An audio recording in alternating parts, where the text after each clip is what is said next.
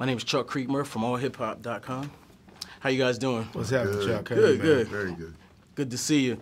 So my first question is, this movie is funny, but it has some very weighty themes underneath. What made you pick this movie to be a part of? Yeah, you got to start with Steven. He's the activist of the film. But I think for me, Boots called me with Nina one day and was like, "We have this film that we'd like you to consider," and they showed it to me, and I know Boots because Boots is Boots. And I was just read it. I remember reading it within like an hour of the phone call, and I was like, "This movie's fucking awesome.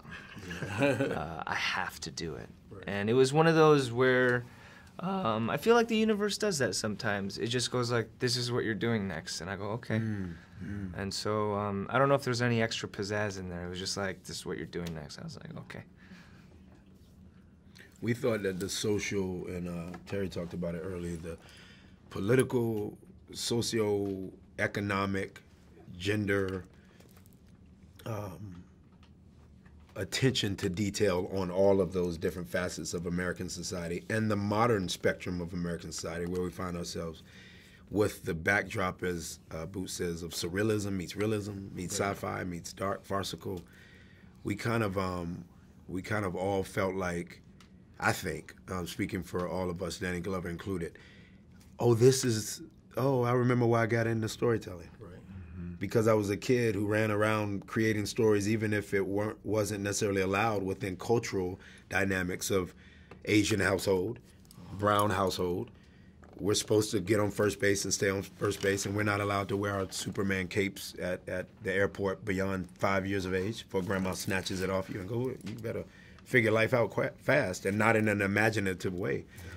Boots allowed us this template to just sort of go, I get to be a kid again, and kind of, I mean, Danny Glover's like a kid in it, which is crazy. So I think we all, speaking for the entirety of the team, we all were able to go, yeah, this is why I got into storytelling, and people think I'm odd. But we made it.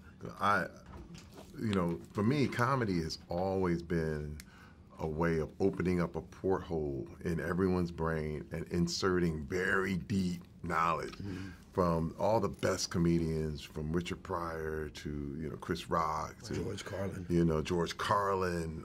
They really are able to make you think. You're like, I didn't even see it like that. And this is the thing. It's wild because I did the movie and I was like, okay, I came away with the theme.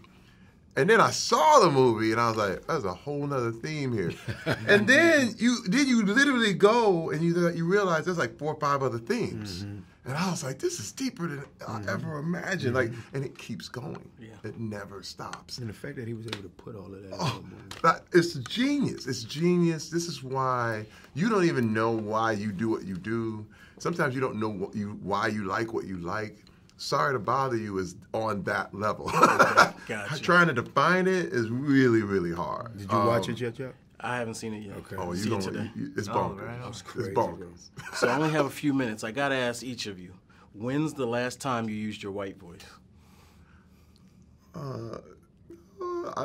Playing around, no, probably playing around somewhere. I don't know if I've You don't ever have to use white voice anymore? I've never. Not even on the phone? You know what? I've been alerted by other black people that I was using the white voice and I didn't know it. Right. You know what I mean? They're like, "Hey man, you talking white?" I'm like, "No, I'm just asking for some more tea. I don't understand what that is."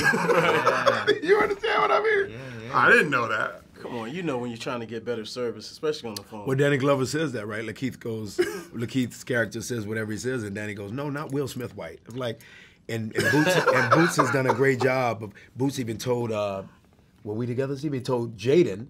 He told Jaden, your father's going to hear this. It's not offensive. What he meant was, to Terry's point, we're just speaking, not splitting verbs, articulating in ways that maybe the neighborhood doesn't think that you should be sounding, and that's not necessarily white. So I've never done that. I've never had to put on the white voice. Yeah. Steven, you ever put on the white voice? I don't even.